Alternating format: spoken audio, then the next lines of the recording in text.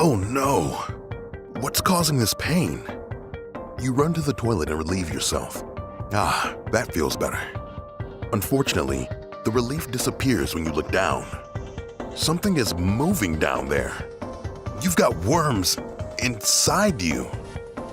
Here's how to survive tapeworms. Tapeworms are flat, segmented worms that live inside some animals' intestines and ours. We know that 6 types of these parasites infect people. If an animal is infected with tapeworms and you eat that animal's meat, you could be bringing those critters into your body. What can you do to avoid hosting a tapeworm's next dinner? Does traveling increase your risk of getting tapeworms? How long can a tapeworm live inside you?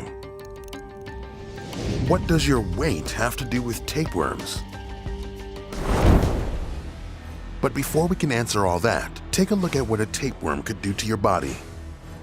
A tapeworm infection begins after you ingest tapeworm eggs or larvae. No, they're not a side order. There are 2 ways that you could be infected. Once inside your intestines, the eggs develop into larvae, and the larvae become mobile. If they migrate out of your intestines, they'll form cysts in other tissues, such as your lungs, central nervous system, or liver. Adult tapeworms can measure more than 25 meters long, and they can survive for as long as 30 years in a host.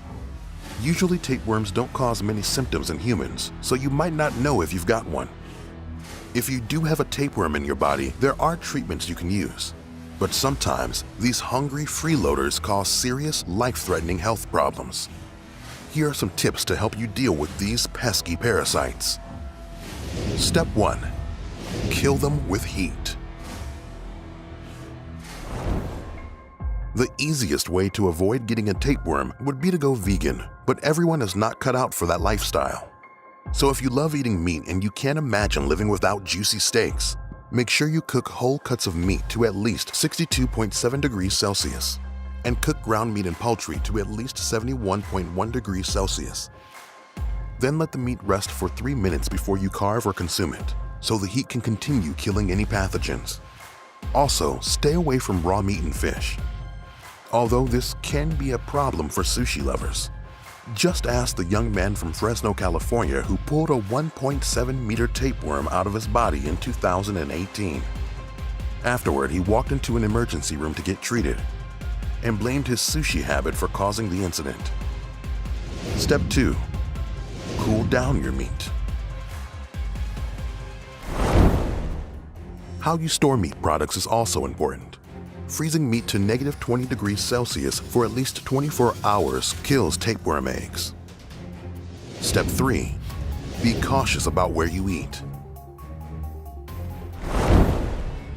Be extra cautious about where you eat when traveling in other countries, especially if you're taking a trip to Latin America, Asia, or Africa. Be sure to follow proper hygiene practices and stay away from livestock and human feces.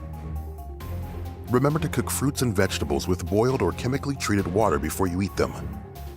And only drink bottled water, water that's been boiled for 1 minute, or carbonated drinks in cans or bottles.